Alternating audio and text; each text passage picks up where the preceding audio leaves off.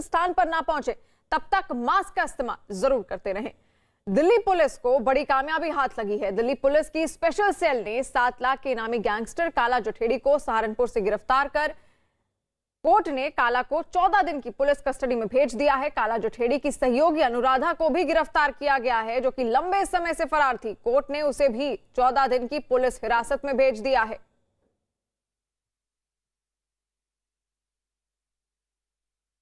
आपको बता दें कि दिल्ली पुलिस को बड़ी कामयाबी हाथ लगी है, जहां पर दिल्ली पुलिस की स्पेशल सेल ने 7 लाख के इनामी गैंगस्टर काला जठेड़ी को सहारनपुर से गिरफ्तार कर लिया है। देखिए, इस समय दिल्ली एनसीआर का जो सबसे कुख्यात गैंगस्टर है काला जठेड़ी, वो काउंटर इंटेलिजेंस यूनिट जो स्पेशल सेल की वहां पर मौजूद है और इसे सहारनपुर से गिरफ्तार किया गया है। बता दें कि 7 लाख रुपए का इनाम जो है वो काला जठेड़ी के ऊपर था और स्पेशल सेल के अलावा कई राज्यों की पुलिस जो है वो काला जठेड़ी को गिरफ्तार करी थी। जो राजस्थान की लेडी डॉन है, उसके साथ लिव इन रिलेशनशिप में जो है काला जठेड़ी रह रहा था। और बता दें कि जिस तरह से सागर धनकर की हत्या हुई थी, उसके बाद से नाराज होकर जो नीरज बवानिया गैंग के जो शूटर है, उनको कॉन्ट्रैक्ट किलिंग के लिए जो है वो टारगेट करने का इसका मंशा था। देखिए, ये लेडी डॉन जो है, ये इसके साथ यहाँ पर मौजूद है, जो पहले भी राजस्थान से गिरफ्तार हो चुकी हैं। और फिलहाल देखिए, स्पेशल सेल की कस्टडी में जो है वो इस समय काला जठेड़ी को रखा गया है और लगातार यहाँ पर स्पेशल सेल की टीम जो है वो काला जठेड़ी से पूछताछ कर रही है। स्पेशल सेल की काउंटर इंटेलिजेंस यूनिट ने बड़ी गिरफ्तारी करी है और आप देख सकते हैं यहाँ पर उसे रिमांड पर लिया गया है और इस पूरे मामले में लारियन बिश्नोई नेक्सस जो है वो भी सामने आया था। तो ये बड़ी गिरफ्तारी स्पेशल सेल ने की है और इस पूरे मामले में काला जठेड़ी से जो है वो पूछताछ की जा रही है। दिल्ली एनसीआर के सबसे कुख्यात गैंगस्टर काला जठेड़ी को दिल्ली पुलिस की स्पेशल सेल की काउंटर इंटेलिजेंस यूनिट ने उत्तर प्रदेश के सहारनपुर से गिरफ्तार किया है। काला जठेड़ी के पास से एक हथियार भी बरामद किया गया है। बता दें कि सबसे पहले ही न्यूज़ 18 इंडिया ने बताया था कि काला जठेड़ी दिल्ली एनसीआर में लंबे वक्त से छुपा हुआ है और उसके बाद लगातार स्पेशल सेल की कई टीमें जो हैं वो काला जठेड़ी की तलाश में लगी हुई थी। काला जठेड़ी का एक ऑडियो भी सामने आया था, जिसमें वो छावला के एक व्यापारी से 5 करोड़ रुपए की रंगदारी मांग रहा था। बता दें कि काला जठेड़ी सोनीपत का रहने वाला है और 50 से ज़्यादा आपराधिक मुकदमे उस पर दर्ज हैं। कई राज्यों की पुलिस को उसकी तलाश थी। 7 लाख रुपए का उसके ऊपर इनाम था। जिस तरह से जीटीबी अस्पताल में कुलदीप फज्जा को बदमाश भगा के ले गए थे, उसमें भी काला जठेड़ी गैंग का नाम सामने आया था। हालांकि बाद में इनकाउंटर में कुलदीप फज्जा को दिल्ली पुलिस ने ढेर कर दिया था। वहीं बता दें कि स्पेशल सेल की काउंटर इंटेलिजेंस यूनिट ने काला जठेड़ी के लगभग तमाम गैंगस्टरों की गिरफ्तारी करी थी, कई इनकाउंटर किए थे और काला जठेड़ी का जो सबसे करीबी शार्प शूटर था नीतीश, उसे हाल में ही दिल्ली पुलिस की स्पेशल सेल की इसी काउंटर इंटेलिजेंस यूनिट ने गिरफ्तार किया था। उसकी निशानदेही पर कई ऐसी लीड्स मिली थी, जिसके बाद यह तय हो गया था कि काला जठेड़ी विदेश में नहीं है बल्कि दिल्ली एनसीआर में ही छिपकर अपने गैंग को ऑपरेट कर रहा है। बता दें कि काला जठेड़ी और लारियन बिश्नोई दोनों ने ही एक गठजोड़ के तहत एक बहुत बड़ा नेटवर्क तैयार किया था। और आनंद हमारे साथ लाइव जुड़ चुके हैं। आनंद, किस तरह काला जठेड़ी की गिरफ्तारी हुई और साथ साथ उसकी जो सहयोगी है अनुराधा, उसको भी किस तरह गिरफ्तार किया गया? जी देखिए, जो काउंटर इंटेलिजेंस यूनिट है उसकी पूछताछ में बड़ा खुलासा हुआ है कि किस तरह से काला जठेड़ी की गिरफ्तारी हुई। बता दें कि जो दिल्ली एनसीआर का सबसे बड़ा गैंगस्टर है लारियन बिश्नोई, जो फिलहाल तिहाड़ जेल में बंद है, जब उसे इसी काउंटर इंटेलिजेंस यूनिट ने 20 दिन की कस्टडी में लिया था तो उससे सख्ती से पूछताछ की, लेकिन उसने काला जठेड़ी के बारे में कोई भी सुराग नहीं दिया। तब एक ऑपरेशन के तहत जब वापस काला जठेड़ी जो लारियन बिश्नोई है वो तिहाड़ जेल पहुंचता है, तो वहां पर स्पेशल सेल एक ऑपरेशन के तहत एक मोबाइल फोन जो है वो अंदर मुहैया कराती है लारियन बिश्नोई को। और उसके बाद लारियन बिश्नोई लगातार काला जठेड़ी के जो गैंग मेंबर है उन्हें फोन करना शुरू करता है। 3 ऐसे मौके आते हैं जब काला जठेड़ी बिल्कुल गिरफ्त के पास में था स्पेशल सेल की, लेकिन वो चकमा देके फरार हो जाता है। लेकिन लगातार स्पेशल सेल जो है वो लारियन बिश्नोई के तिहाड़ जेल से जो मोबाइल फोन ऑपरेट कर रहा था उस पर नजर बनाई हुई थी। और उसके बाद सहारनपुर के अमानत ढाबे से जो लेडी डॉन है रिवॉल्वर रानी अनुराधा और काला जठेड़ी की गिरफ्तारी हुई है। बता दें कि साल 2020 में जब काला जठेड़ी को शेट्टी नाम के एक गैंगस्टर ने फरीदाबाद की कस्टडी से भगाया, तो उसके बाद से लगातार काला जठेड़ी जो है वह आनंद पाल और लारियन बिश्नोई के जो फाइनेंशियल मदद है और जो लॉजिस्टिक मदद है उसकी मदद से मथुरा, मध्य प्रदेश, बिहार, मुंबई, राजस्थान, पंजाब और नेपाल, यहाँ पर तमाम जगह वो छुप रहा था, यहाँ पर वो शरण ले रहा था।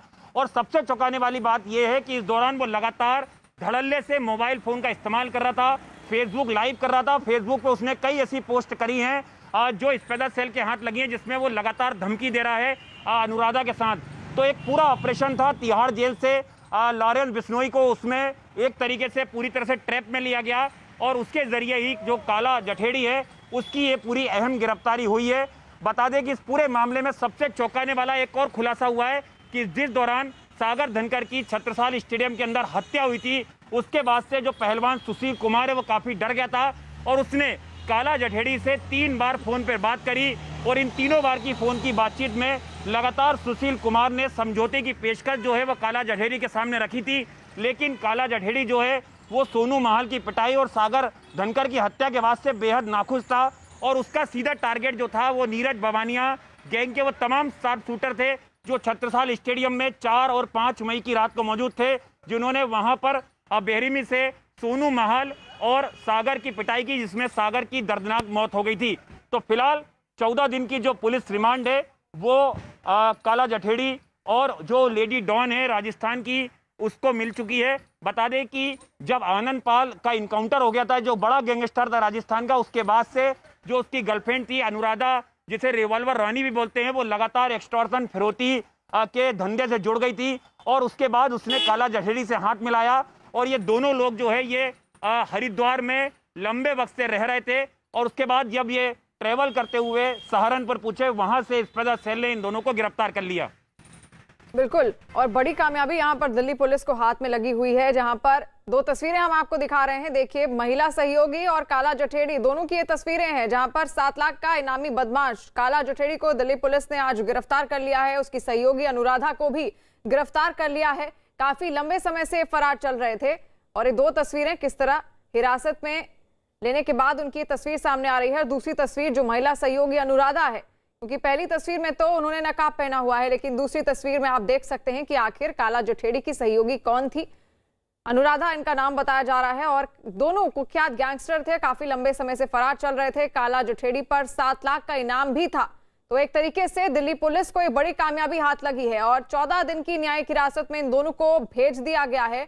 यानी कि अब पूछताछ होगी और उसके बाद क्या कुछ खुलासे होते हैं वो देखने वाली बात होगी। और 2 तस्वीरें आप देख रहे हैं जहां पर 7 लाख का इनामी बदमाश काला जठेड़ी और उसकी सहयोगी अनुराधा दोनों को गिरफ्तार कर लिया है।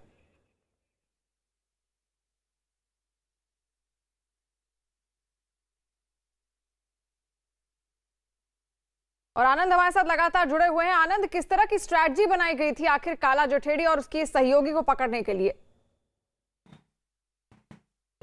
जी देखिए, उसके पहले मैं आपको ना ये तस्वीरें दिखाता हूं। देखिए किस तरह से जो कुख्यात गैंगस्टर है काला जठेड़ी, वो फेसबुक के जरिए लगातार अपने गैंग मेंबर के साथ ऑपरेट कर रहा था और जो अपने विरोधी गैंग है उनको धमकी दे रहा था। देखिए ये स्क्रीन पे प्रदीप दिखाएंगे आपको कि किस तरह से, देखिए संदीप काला जठेड़ी इन इज विद अनुराधा चौधरी, ये देखिए इनका फेसबुक अकाउंट था। ये तमाम ऐसी चीजें थी जिसके जरिए भी इस वजह से लगातार काला जठेड़ी पर नजर बनाई थी कि इस बार कोई मौका चूके नहीं और उसे पूरी तरह से जो है शिकंजे में लिया जा सके।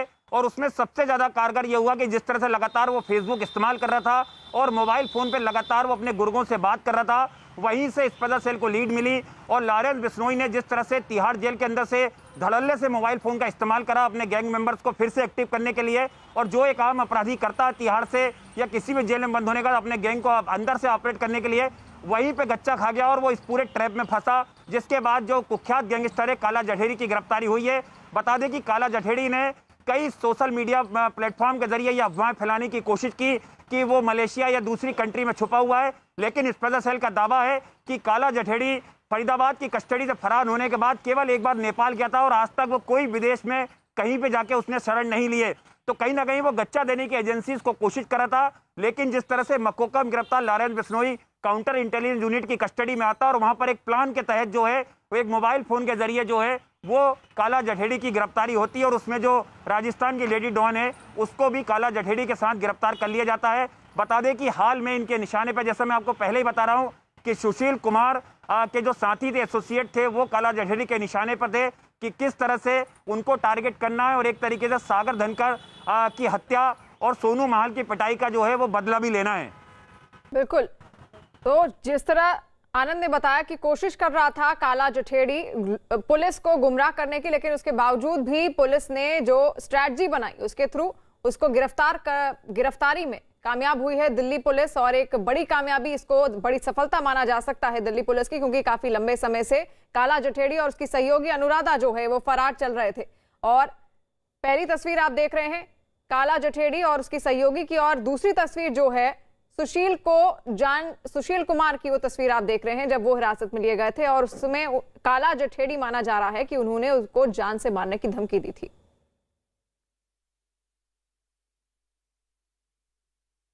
और आनंद हमारे साथ जुड़े हुए हैं लगातार। आनंद, और क्या कुछ जानकारी निकलकर सामने आ रही है? अब दोनों को हिरासत में ले लिया गया है, 14 दिन की न्यायिक हिरासत में ये होंगे। कौन से वो अहम सवाल होंगे जो कोशिश की जाएगी कि उनसे वो पूछे जाएं?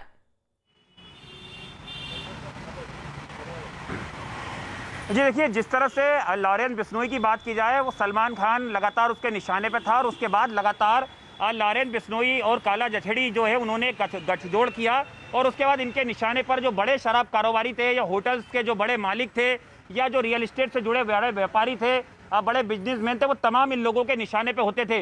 राजस्थान एक बड़ा गढ़ था जहां पर कि लॉरेंस बिश्नोई ने अपना पूरा नेटवर्क बना रखा था, और वहां पर कई आपराधिक वारदातों को अंजाम दिया, पंजाब में भी दिया। और अगर बात की जाए काला जठेड़ी की, तो एक काफी कुख्यात गैंगस्टर इसको बताया जाता है, और कई गैंग मेंबर जो हैं इसके जेल के अंदर से भी और जेल के बाहर से लगातार ऑपरेट कर रहे हैं। पहले भी तिहाड़ जेल में काला जठेड़ी बंद हो चुका है, इसके अलावा दूसरी जेलों में भी वो बंद रहा है, और वहां से अपने नेटवर्क को चला रहा था। तो एक तरीके से जिस तरह से काला जठेड़ी बाहर था, उसने एक पूरा अफवाह फैलाई कि वो इंडिया में नहीं है, और लॉरेंस बिश्नोई जो है वो अलग अलग पुलिस की कस्टडी में था, उससे मकोका में गिरफ्तार भी किया गया था। उसके अलावा संपत नेहरा और जो दूसरे गैंगस्टर थे उन्हें स्पेशल सेल की जो टीमें हैं उसने गिरफ्तार किया था, और जब उनसे कस्टडी में लेकर जब उनसे कस्टडियल इंट्रोगेशन किया, तो पूरे नेटवर्क के कई जो गैंग मेंबर थे उनके नाम सामने आए। बता दें कि इसी काउंटर इंटेलिजेंस यूनिट ने काला जठेड़ी के अब तक सबसे ज्यादा गैंगस्टर जो हैं वो गिरफ्तार किए हैं, उनके साथ इनकाउंटर किया। और जो आखिरी गैंगस्टर था जिसने भी काला जठेड़ी के बारे में काफी लीड की थी, उसका नाम नीतीश था। नीतीश की गिरफ्तारी के बाद कई ऐसी लीड जो हैं वो काला जठेड़ी के बारे में मिली थी, लेकिन काला जठेड़ी कहां पर है इसके बारे में स्पेशल सेल को कोई पुख्ता जानकारी नहीं मिल रही। यही वजह है कि लॉरेंस बिश्नोई को जब मकोका के तहत गिरफ्तार करके कस्टडी में लिया गया 20 दिन की, वहां पर एक फुल प्लान बनाया गया, और उस प्लान के तहत जो है वो काला जठेड़ी की गिरफ्तारी की गई है। अब फिलहाल पुलिस जो है इनसे 14 दिनों के अंदर पूछताछ करेगी, इन्हें कई जगहों पर कई ठिकानों पर ले जाया जाएगा, और इनके क्या क्या आगे टारगेट थे वो तमाम चीजें पता करने की कोशिश जो है वो स्पेशल सेल की जो काउंटर इंटेलिजेंस यूनिट है वो अब करेगी। जी जी बिल्कुल आनंद। और दिल्ली पुलिस को बड़ी कामयाबी हाथ लगी है। दिल्ली पुलिस की स्पेशल सेल ने 7 लाख के नामी गैंगस्टर काला जठेड़ी को सहारनपुर से गिरफ्तार कर लिया है। कोर्ट ने काला को 14 दिन की पुलिस कस्टडी में भेज दिया है। काला जठेड़ी की सहयोगी अनुराधा को भी गिरफ्तार किया गया है, जो कि काफी लंबे समय से फरार थी। कोर्ट ने उसे भी 14 दिन की पुलिस हिरासत में भेज दिया है।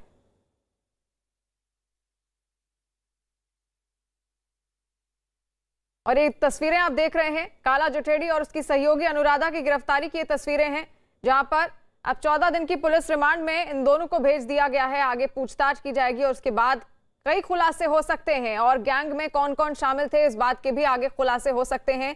इसलिए कोर्ट ने दोनों को, काला जठेड़ी और उसकी सहयोगी अनुराधा को 14 दिन की पुलिस रिमांड में भेज दिया है। ये गिरफ्तारी की तस्वीरें हैं, आप देख सकते हैं। और 7 लाख का इनामी बदमाश था काला जठेड़ी, काफी लंबे समय से फरार चल रहा था। उसकी सहयोगी अनुराधा भी काफी लंबे समय से फरार थी। कोशिश की जा रही थी कि इनको धर दबोचा जाए, लेकिन आखिरकार दिल्ली पुलिस इसमें कामयाब हुई। और आनंद हमारे साथ लगातार जुड़े हुए हैं इस पूरी खबर को लेकर। आनंद, अब आगे की रणनीति क्या होगी पुलिस की इस पूरे मसले पर? जी देखिए, अगर थोड़ा पीछे जाएंगे आप तो देखेंगे कि जिस तरह से जब लॉरेंस बिश्नोई को स्पेशल सेल ने अपनी कस्टडी में लिया था मको के दौरान, उस दौरान न्यूज़ 18 इंडिया ने पटियाला हाउस कोर्ट के बाहर लॉरेंस बिश्नोई का एक इंटरव्यू किया था, और उसमें उसने ये दावा किया था कि काला भाई ने ही जो है वो सुशील से लॉरेंस बिश्नोई की बातचीत कराई थी।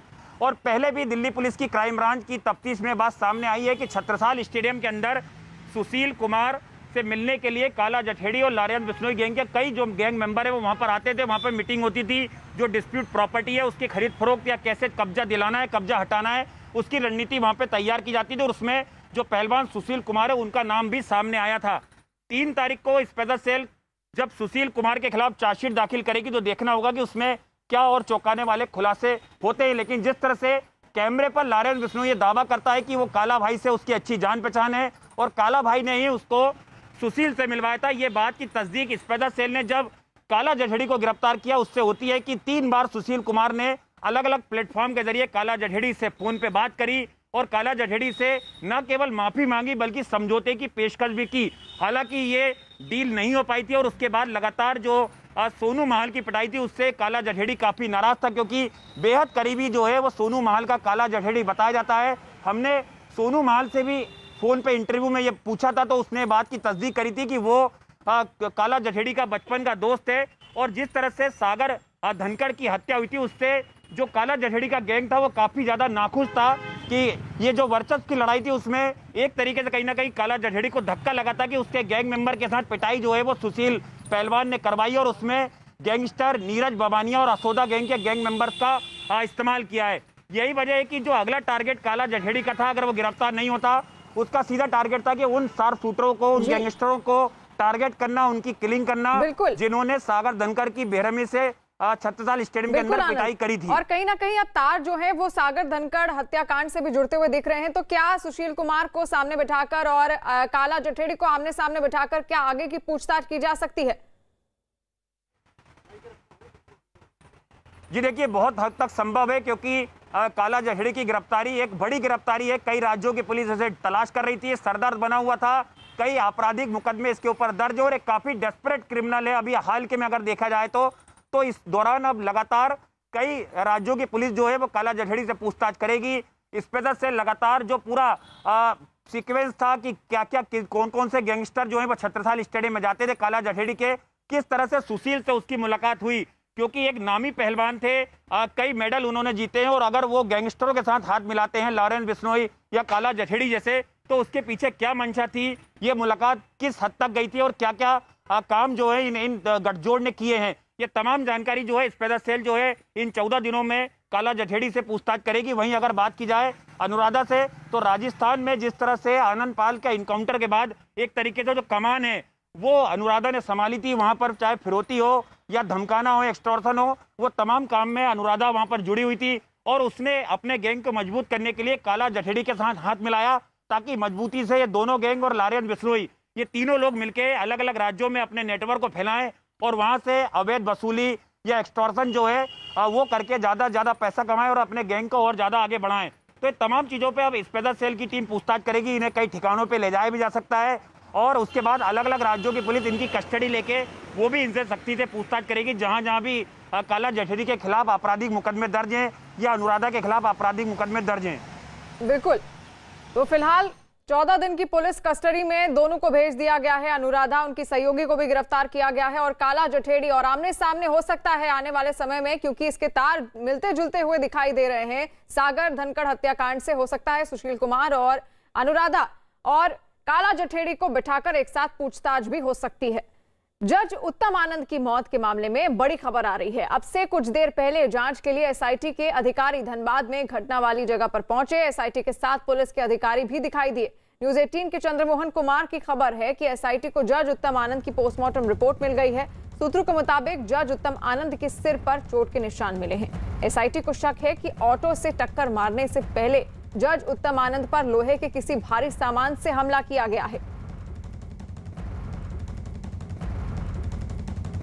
जज उत्तम आनंद की संदिग्ध मौत मामले की जांच के लिए अभी यहां पर वरीय अधिकारी पहुंचे हैं। तस्वीरों में भी आप साफ तौर पर देख सकते हैं ASP law and order Dhanbad और साथ ही ट्रैफिक डीएसपी यहां पर पहुंचे हैं और यह समझने की कोशिश की जा रही है कि किस तरह से जब जज यहां पर जॉगिंग करते हुए दौड़ते हुए आगे बढ़ रहे थे उसी दौरान पीछे से ऑटो आया और फिर कट लेकर उनको धक्का मारा और फिर यहां से निकल गया। तस्वीरों में भी आप साफ तौर पर देख सकते हैं पूरी घटना को मिलाने की कोशिश की जा रही है। यहां पर जो नक्शा है उसको लेकर यहां पर पहुंचे हैं वरीय अधिकारी एएसपी लॉ एंड ऑर्डर और ट्रैफिक डीएसपी। तो यहां पर जांच की जा रही है। कल 9 घंटे की मैराथन बैठक हुई थी जिसमें एसआईटी की टीम मौजूद थी, वरीय पुलिस अधिकारी मौजूद थे, एएसपी, सिटी एसपी, डीएसपी और जांच में जो भी टीम लगी हुई है वो सब यहाँ पर जांच के लिए पहुंची थी और कल जो बैठक हुई थी उसके बाद फिर से एक बार वरीय अधिकारी यहां पर जांच के लिए पहुंचे हैं और यह मिलाने की कोशिश की जा रही है। तस्वीरों में भी आप साफ तौर पर देख सकते हैं कि हिट पॉइंट क्या था, जहां पर उनको धक्का लगा था, जहां पर ऑटो आकर उनको टक्कर मारा था। तो यहाँ पर जो वरीय अधिकारी हैं पूरी तरीके से जांच के लिए पहुँचे हैं और कल जो बैठक हुई थी उसमें कई बातें सामने आई थी और उसी आधार पर जो कॉल डिटेल्स है वो 2 लोगों की जिनकी गिरफ्तारी हुई है उनका कॉल डिटेल्स निकाला जा रहा है। तो वहीं साथ साथ जो यहाँ पर सीसीटीवी लगा हुआ है उसको भी एक बार फिर से खंगालने की कोशिश की जा रही है कि आखिर कौन वो शख्स था जो ऑटो के पीछे मोटरसाइकिल से आते हुए दिखा है, जिसको एसआईटी की टीम संदिग्ध मान रही है। तो ऐसे में जो वरीय अधिकारी यहाँ पर पहुँचे हैं जांच के लिए वह यह मिलाने की कोशिश कर रहे हैं, यह जानकारी जुटाने की कोशिश कर रहे हैं कि क्या जो जज की संदिग्ध मौत हुई है वो क्या कोई सुनियोजित तरीके से हत्या की गई है या फिर ये महज एक दुर्घटना है। वहीं जज उत्तम आनंद की मौत के मामले में सामने आए सीसीटीवी वीडियो में दिख रहे एक संदिग्ध बाइक वाले ने इस कांड को नया मोड़ दे दिया है, क्योंकि ऑटो की टक्कर से ठीक पहले सड़क की दूसरी ओर एक बाइक वाला नजर आ रहा है जिसने गर्दन घुमाकर जॉगिंग कर रहे जज की ओर देखा। इसके ठीक बाद पीछे से आए एक ऑटो ने लेन बदलकर मॉर्निंग वॉक कर रहे जज उत्तम आनंद को जोरदार टक्कर मार दी। टक्कर लगते ही जज उत्तम आनंद बेसुध होकर सड़क के किनारे गिर गए और ऑटो वाला फिर लेन बदलकर तेजी से निकल गया।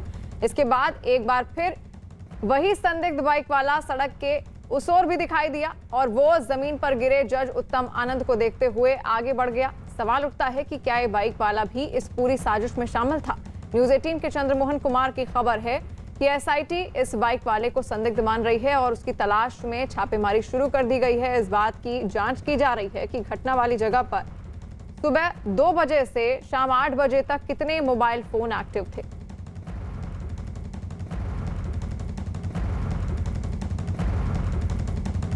आठ मिनट की घटना है जब यह सड़क पूरी तरह से सुनसान रहती है और हमारे साथ मौजूद हैं एक दुकानदार जो बिल्कुल घटनास्थल के सामने इनका दुकान है। ये बताइए, जब आप यहाँ पर पहुँचे थे तो क्या आपको पता चला था? पता कुछ नहीं चला था, जब प्रशासन आया तब पता चला कि किसी का खून गिरा हुआ। फिर उसके बाद क्या हुआ? उसके बाद प्रशासन आना चालू हो गया। उसके बाद सब लोग आने लगे और वो देखे तब जज साहब तब पता चला कि जज साहब है। बिल्कुल, उनका तो पास में ही घर है ना? ई जज के बाद वाला वो जज वाला, मतलब बिल्कुल घर के करीब पहुंच चुके थे। हाँ पहुँचे बिजली ऑफिस के पास। तो जज उत्तम आनंद जॉगिंग करते हुए बिल्कुल अपने घर के करीब पहुंच चुके थे और ये सामने आपको दिखाते हैं यही जजेस कॉलोनी है, लेकिन इसके दूसरे हिस्से में जज उत्तम आनंद अपने परिवार के साथ रहते थे और सुबह में यहाँ पर उनकी शॉप पड़ी हुई थी और तकरीबन 1 घंटे बाद यहाँ पर जो आसपास के लोगों ने जानकारी दी, जिसके बाद उनके शव को अस्पताल में ले जाया गया, जहाँ पर यह पता चला कि इनकी मौत हो चुकी है। तो यही वो रणधीर वर्मा चौक है जहाँ पर यह पूरी घटना हुई है। लेकिन सबसे बड़ी बात यह है कि जांच के दौरान पुलिस को यह सीसीटीवी में एक शख्स ठीक ऑटो के पीछे मोटरसाइकिल से जाते हुए दिखाई दिया है और उसकी भी जांच अब शुरू हो गई है। और चंद्रमोहन हमारे साथ लाइव जुड़े हुए हैं। चंद्रमोहन, आप काफी लंबे वक्त से इस पूरी घटना पर नजर बनाए हुए हैं, क्या जानकारी अब तक आपके पास आई है? एक बार सिलसिलेवार ढंग से पूरा मसला समझाइए। बिल्कुल, देखिए, जब यह घटना घटी थी उसके बाद से इसको शुरू दौर में पुलिस दुर्घटना मान रही थी, लेकिन जैसे सीसीटीवी फुटेज सामने आया उसके बाद से इस पूरे मामले को संदिग्ध मानकर फिर उसकी जांच शुरू हुई और एसआईटी की टीम बनाई गई और अब एसआईटी की टीम भी 11 टीमें बना दी गई हैं जो विभिन्न दिशाओं में जांच कर रही है। सबसे बड़ी बात यह है कि उस वक्त जब ये घटना घटी थी सुबह 2 बजे से लेकर और सुबह 8 बजे तक जो भी मोबाइल उस इलाके में काम कर रहे थे उसको तलाशने की कोशिश की जा रही है, उसके नंबर को खंगाला जा रहा है। तो वहीं जिन 2 लोगों की गिरफ्तारी हुई है उनके भी कॉल डिटेल्स को खंगाला जा रहा है। तो इसके साथ ही एक और जिसके नाम पर ऑटो है उसकी भी कॉल डिटेल्स निकाली जा रही है। और अभी एक तस्वीर हम आपको दिखाने की कोशिश करेंगे। यहाँ सर्किट हाउस धनबाद में वरीय अधिकारी पहुँचे हुए हैं जहाँ पर अभी एक हाई लेवल मीटिंग चल रही है। एडीजी हैं, डीआईजी हैं, आईजी हैं, धनबाद के एसएसपी हैं, सिटी एसपी हैं, ट्रैफिक डीएसपी हैं और साथ ही एएसपी लॉ एंड ऑर्डर हैं और एसआईटी की टीम भी यहाँ पर पहुंची हुई है। आपसे थोड़ी देर पहले रणधीर वर्मा चौक पर एएसपी लॉ एंड ऑर्डर और फिर ट्रैफिक एसपी वहाँ पर मौजूद थे, जो पूरी तरीके से वहाँ पर एक एक चीज़ नाप कर और उसके अलावा वहाँ पर लेबल मिलाकर फिर वहाँ से रिपोर्ट लेकर अभी यहाँ इन अधिकारियों के पास पहुँचे हैं, जहाँ मीटिंग चल रही है और इस गुत्थी को जो उलझ चुकी है उसको सुलझाने की कोशिश की जा रही है और कोशिश ये की जा रही है कि जितना जल्दी हो सके यह पर्दाफाश हो जाए, यह बातें सामने आ जाए कि जो जज उत्पल आनंद की मौत हुई है, जिसको संदिग्ध माना जा रहा है, क्या महज वो एक दुर्घटना है या फिर इसके पीछे कोई बड़ी साजिश थी। क्योंकि परिवार के लोगों का साफ तौर पर यह मानना है कि एक बड़ी साजिश रची गई है और उसी साजिश का नतीजा है कि सुबह में जब वो जॉगिंग करने के लिए निकले थे तो पीछे से एक ऑटो आता है, उनको टक्कर मारता है और फिर वहाँ से लापता हो जाता है। और जिस अवस्था में वो गिरे हुए पाए गए हैं और जो पोस्टमार्टम रिपोर्ट में बातें अब तक जो मुझे जानकारी मिली है उसके मुताबिक उनके सर पर गंभीर चोट लगी हुई है, तो वहीं सीने के नीचे बीच भाग में भी एक जगह चोट के निशान पाए गए हैं, जो साफ तौर पर दर्शा रहा है कि कहीं ना कहीं एक सोची समझी रणनीति का यह नतीजा हो सकता है। हालांकि वरीय अधिकारी पूरे मामले की जांच कर रहे हैं और एसआईटी की टीम जो पहले 6 टीम बनकर जांच कर रही थी उसको अब बढ़ाकर 11 कर दिया गया है और लगातार इस जांच का मॉनिटरिंग भी कोर्ट के तरफ से हो रहा है। तो फूंक फूंक कर कदम जो वरीय अधिकारी हैं वो उठा रहे हैं। तो अभी मीटिंग चल रही है और मीटिंग के बाद क्या निष्कर्ष आता है ये भी हम आपको दिखाएंगे, अपने दर्शकों को बताएंगे। लेकिन कहीं ना कहीं यह परिवार के लोगों का जो आरोप सामने आया है उस तरफ भी जांच हो रही है कि कहीं यह संदिग्ध मौत तो नहीं है, संदिग्ध कोई हत्या के पीछे कोई बड़ी साजिश तो नहीं रची गई है। तो सभी बिंदुओं पर जांच चल रही है और जांच के बाद यह प्रशासन का दावा है, पुलिस का दावा है, एसआईटी टीम का दावा है यानी कि कि जल्दी इस एसआईटी पूरे पूरी मामले का कोशिश कर खुलासा रही है कि जो संदिग्ध मौत है उसका जल्द से जल्द खुलासा हो और सच्चाई सबके सामने आए। जज उत्तम आनंद की संदिग्ध हादसे में मौत पर पुलिस का क्या कहना है, आइए आपको सुनाते हैं। अपडेट नहीं है जो अभी हम आपके साथ शेयर कर पाएँ। Investigation is on. जो एसआईटी की टीम है वो बैठ करके हर एक बिंदु पर इन्वेस्टिगेशन हम लोग कर रहे हैं। जब भी कोई ऐसा अपडेट आएगा इन्वेस्टिगेशन में जो हम आपके साथ शेयर कर पाएंगे वैसे ही हम आपके साथ शेयर करेंगे। उन्होंने जो प्रॉपर उसका लीगल प्रोसीजर्स है उसको हम लोग फॉलो कर रहे हैं। जिनको जहाँ जो चीज़ चाहिए होगा वो हम लोग जरूर। चंद्रमोहन लगातार हमारे साथ जुड़े हुए तमाम जानकारी हम तक पहुंचा रहे हैं। चंद्रमोहन, सीसीटीवी फुटेज में जो संदिग्ध व्यक्ति बाइक सवार युवक जो पकड़ा गया था, क्या उसके बारे में कोई जानकारी अब तक निकलकर सामने आ पाई है? बिल्कुल, देखिए जिन 2 लोगों की गिरफ्तारी हुई है उनसे लगातार पूछताछ चल रही है और पूछताछ में कई ऐसे खुलासे हुए हैं जिसको जो एसआईटी की टीम है अभी बयान नहीं कर पा रही है, लेकिन यह साफ तौर पर माना जा रहा है कि जल्दी इस पूरे मामले का खुलासा हो जाएगा और यह भी सच्चाई आ जाएगी कि यह महज एक दुर्घटना है या फिर इसके पीछे कोई सोची समझी रणनीति के तहत एक ऑटो चोरी होता है, फिर उससे उनको धक्का मारा जाता है जिसमें जज की मौत हो जाती है और उसके बाद फिर इसको हो सकता है कि कुछ और करार देने की कोशिश की गई हो। तो सभी बिंदुओं पर जांच चल रही है और कॉल डिटेल्स भी खंगाले जा रहे हैं और जो भी उस वक्त मोबाइल नंबर काम कर रहा था उसके भी डिटेल्स निकालने की कोशिश की जा रही है कि आखिर ये जो मौत हुई है, संदिग्ध मौत हुई है, इसके पीछे की हकीकत क्या है। तो एक और तस्वीर हम आपको दिखाने की कोशिश करेंगे यहाँ सर्किट हाउस का, जहाँ पर अभी वरीय अधिकारियों की मीटिंग चल रही है और जब से यह संदिग्ध मौत का मामला सामने आया है उसके बाद से ही लगातार वरीय अधिकारी और जो कोर्ट का मॉनिटरिंग है उसकी भी नज़र इस संदिग्ध मौत पर है कि आखिर इसके पीछे की हकीकत क्या है। तो अभी यहाँ पर धनबाद सर्किट हाउस में जो वरीय अधिकारी हैं जिसमें एडीजी, आईजी, डीआईजी, धनबाद के SSP, city SP, law and order, ASP law and order और साथ ही ट्रैफिक डीएसपी यहाँ पर पहुँचे हुए हैं जहाँ पर मीटिंग चल रही है। तो ये माना जा रहा है कि जल्द ही खुलासा हो जाएगा, लेकिन इसके पीछे की हकीकत क्या है इसको सामने लाने की ज़रूर कोशिश हो रही है, लेकिन अब तक सच्चाई क्या है यह सामने नहीं आ पाया है। और जो एक शख्स जब ऑटो आगे गुजरता है और उसके पीछे ठीक एक मोटरसाइकिल आता है, उस पर एक शख्स सवार रहता है, तो उसकी भी डिटेल्स निकालने की कोशिश की जा रही है और जानकारी जुटाई जाने की कोशिश की जा रही है कि कहीं वो मोटरसाइकिल जो पीछे से आते हुए दिख रहा है इस ऑटो वाले का जानने वाला तो नहीं है। और साथ ही शहर के और कई सीसीटीवी को भी खंगालने की कोशिश की जा रही है कि कहीं इसकी दूसरी जगह मुलाकात तो जो ऑटो में 2 लोग सवार थे, एक ड्राइवर और जिस एक दूसरे व्यक्ति की गिरफ्तारी हुई है, ये सब एक जगह कहीं मिले तो नहीं थे। और सबसे बड़ी बात यह है कि एक और जानकारी जो सामने आई है उसमें यह बताया गया, जो मुझे सूत्रों से जानकारी मिली है उसके मुताबिक, कि सीसीटीवी फुटेज में जहां पर ये रणधीर वर्मा चौक है उससे पहले जब ये जज उत्तम आनंद जॉगिंग करते हुए आ रहे थे तो पीछे में भी यह ऑटो देखा गया था उस किसी दूसरे रूट पर। तो ये भी जानकारी जुटाई जा रही है और उसको भी खंगालने की कोशिश की जा रही है कि कहीं ये सोची समझी रणनीति के तहत उनको चेज तो नहीं किया जा रहा था, उनका पीछा तो नहीं किया जा रहा है।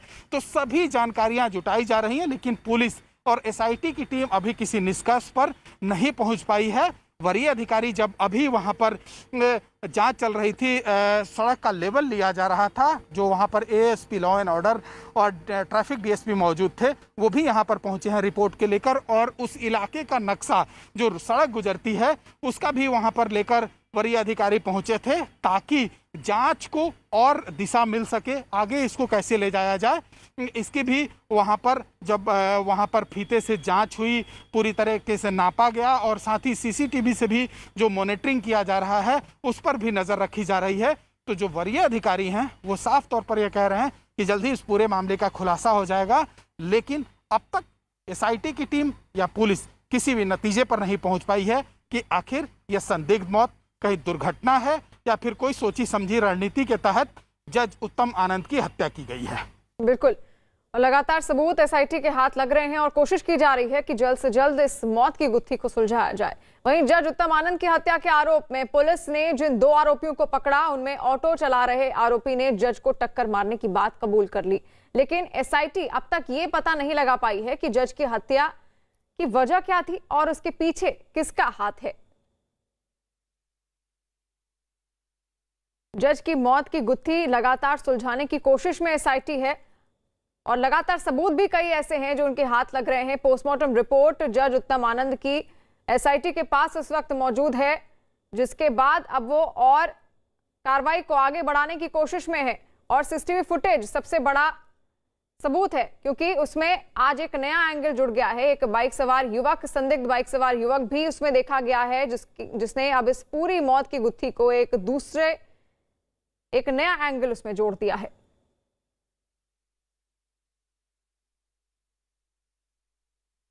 चंद्रमोहन हमारे साथ लगातार जुड़े हुए हैं। चंद्रमोहन, अब और क्या कुछ जानकारी निकलकर सामने आ रही है? सीसीटीवी फुटेज पुलिस के हाथ लग गया है, वहीं एसआईटी के हाथ अब पोस्टमार्टम रिपोर्ट भी लग गई है। ये शक जताया जा रहा है कि उनके सिर पर भी जज आनंद जो थे, उनके सिर पर किसी लोहे के औजार से या हथियार से हमला भी किया गया था।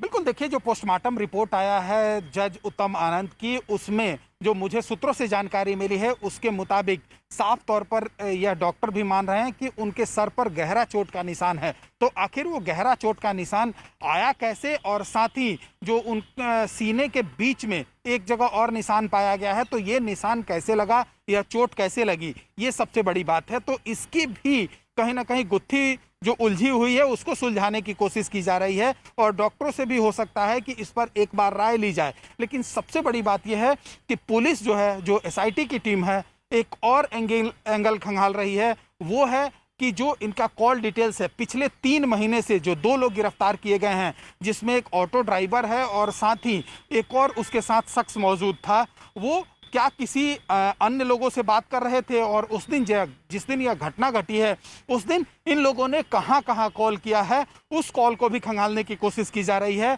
उसका भी सीडीआर निकाला जा रहा है, जिससे गुत्थी जो उलझी हुई है उसको सुलझाया जा सके। लेकिन एसआईटी की टीम अभी किसी नतीजे पर नहीं पहुंची है, और आज एक बार फिर जो है वो मुझे जानकारी मिली है उसके मुताबिक 3 एसआईटी की टीम धनबाद और धनबाद के आसपास के इलाके में छापेमारी भी कर रही है। कल देर रात भी 3 स्थानों पर छापेमारी हुई है और वहां से कुछ खास हासिल नहीं हो सका। लेकिन ये जरूर एसआईटी की तरफ से और जो वरीय अधिकारी हैं उनके तरफ से यह दावा किया जा रहा है कि जल्द ही इस रहस्यमय मौत की गुत्थी जो उलझी हुई है उसको सुलझा लिया जाएगा। लेकिन अब तक पुलिस किसी नतीजे पर नहीं पहुंच पाई है। पोस्टमार्टम का रिपोर्ट पहुंच गया है, पुलिस के पास आ गया है, एसआईटी के पास आ गया है, तो वहीं सीसीटीवी फुटेज है वो भी पुलिस के साथ मौजूद है। जिन लोगों ने टक्कर मारा था वो भी पुलिस के पास मौजूद है, ऑटो पुलिस के गिरफ्त में है। तो ऐसे में अब पुलिस यह खंगालने की कोशिश कर रही है कि क्या इस रहस्यमय मौत के पीछे कोई एक बड़ी साजिश थी या फिर महज एक दुर्घटना है। यही वजह है कि अभी अब से थोड़ी देर पहले उस रणधीर वर्मा चौक पर labelling machine, auto labelling machine ले जाया गया था और ऐसे आरसीडी के लोगों को, रोड कंस्ट्रक्शन डिपार्टमेंट के लोगों को वहां पर बुलाया गया था लेबल मापने के लिए कि कहीं अगर आप सड़क पर चल रहे हैं और अगर छिछला सड़क हो जिसमें ऑटो चलते चलते फिसल जाए तो कहीं वो जाकर ऐसे में टक्कर तो नहीं मार दिया।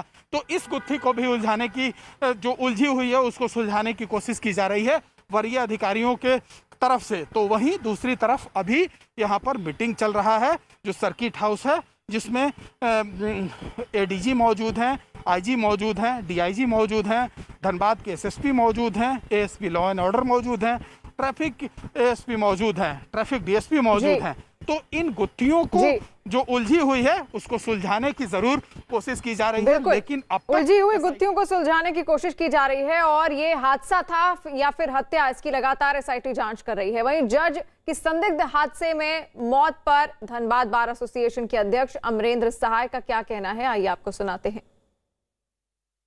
मन में किसी तरह का डर है? बिल्कुल, अगर ऐसा एक स्वाभाविक जीवन जीने वाला आदमी, क्योंकि पार्ट ऑफ सर्विस है कि साहब हम वकालत करते हैं, जज साहब नौकरी करते हैं, वो भी एक न्याय देते हैं, तो नौकरी करते हैं और कहीं पर उनको एक पक्ष के में न्याय देना पड़ता है। हम लोग भी किसी एक पक्ष के तरफ से अधिवक्ता अपना कर्तव्य का निर्वहन करते हैं, तो हो सकता है कि दूसरा पक्ष एग्रीव्ड हो, लेकिन आज तक के इतिहास में ऐसा नहीं हुआ था कि अभी तक अधिवक्ताओं को तब हत्या होते हुए देख रहे थे, लेकिन जज साहब लोगों को भी मारने लगे, तो थोड़ा ये काफ़ी वार्निंग स्टेज आ गया है। सरकार को और न्यायपालिका को भी देखना होगा, क्योंकि अधिवक्ता के हत्या पर तो उतना चिंतित नहीं होते थे लोग, लेकिन अब उनको ज़रूरत है कि अधिवक्ताओं को भी सुरक्षा उसी हाल में दें जैसे कि न्यायिक पदाधिकारी के लिए लोग विचार कर रहे हैं। भय तो है। वहीं धनबाद में जज उत्तम आनंद की मौत हत्या है या हादसा, इसका पता तो जांच पूरी होने के बाद ही पता चलेगा। और परिवार वाले शुक्रवार को झारखंड के सीएम हेमंत सोरेन से मिले। उन्होंने सीएम से जज की पत्नी को जज की जगह पर नौकरी देने की मांग की। सच्चाई का पता लगाने के लिए परिवार वालों ने पूरी घटना की सीबीआई जांच की मांग की है। मुझे तो सदमा इस तरह का जो है लगा हुआ था कि आंख मूंदने के बाद हमको उनको बचपन से लेके अब तक जो है होता है। अभी तक हम जो है सो ये सोने का जो है सोया भी नहीं हूँ। कल से जो है सो जब से हमने जो है सो ये हादसा सुना और जब से उनका लाश पहुंचा तब से अभी तक संस्कार करते आ रहा हूँ। इसलिए मैं बहुत जो है सो तकलीफ, बहुत ग्रीफ में हूँ। मेरा परिवार जो है सो सब बच्चे लोग जो है सो हैं, सब परिवार मेरा बर्बाद हो गया है। मैं इससे ज़्यादा कुछ नहीं कर सकता। साफ दिख रहा है, अनपढ़ गवार को भी दिखाए तो साफ पता चलेगा कि हत्या की गई है। आप लोग क्या मांग करते हैं? हमारा मांग क्या है? हमारा मांग है यही कि सीबीआई से जांच हो और जो है ये न्यायाधीश नियुक्त करके उनसे जांच कराया जाए निष्पक्ष रूप से। हम बस यही, हम लोगों का यही मांग है कि इनका जो भी हो जांच हो। एक अच्छे पद पे थे, एक न्यायाधीश थे, एक एडीजी थे। इनका हेमंत सरकार से हम लोग जांच कराने के लिए बोलते हैं, सीबीआई जांच करावे और जितना जल्द से जल्द हो इस पे फैसला सुनाए। अब टोक्यो ओलंपिक्स में आज के मुकाबले की ओर एक बार देख लेते हैं। आज टोक्यो ओलंपिक्स में भारत के कौन कौन से मुकाबले होने वाले हैं। पीवी सिंधु से काफी उम्मीदें हैं। बैडमिंटन में वो सेमीफाइनल में पहुंच गई हैं। दोपहर 2:30 बजे के आसपास उनका ये मैच होने वाला है। और जो अगला मैच होगा, अगला मुकाबला है पूजा रानी का। अगर वो जीती तो मेडल पक्का होगा। बॉक्सिंग 75 किलोग्राम वर्ग में दोपहर 3:36 के आसपास उनका ये मैच होगा। और जो अगला मैच है वो श्रीशंकर का है लॉन्ग जंप में, जो 3:40 पर होगा। यानी ये आज के मुकाबले हैं। 3 मुकाबले कुल आज होने वाले हैं। और एक नजर अब टोक्यो ओलंपिक्स की मेडल टैली पर जान लेते हैं, जहां पर अमेरिका, चीन और जापान के बीच टक्कर देखने को मिल रही है। भारत के लिए एथलीट मीराबाई चानू ने पहले दिन वेट लिफ्टिंग में सिल्वर मेडल जीता था। बॉक्सर लवलीना ने भारत के नाम एक मेडल पक्का करा लिया है, हालांकि उन्हें अभी मेडल मिला नहीं है। तो आज की ये मेडल टैली है।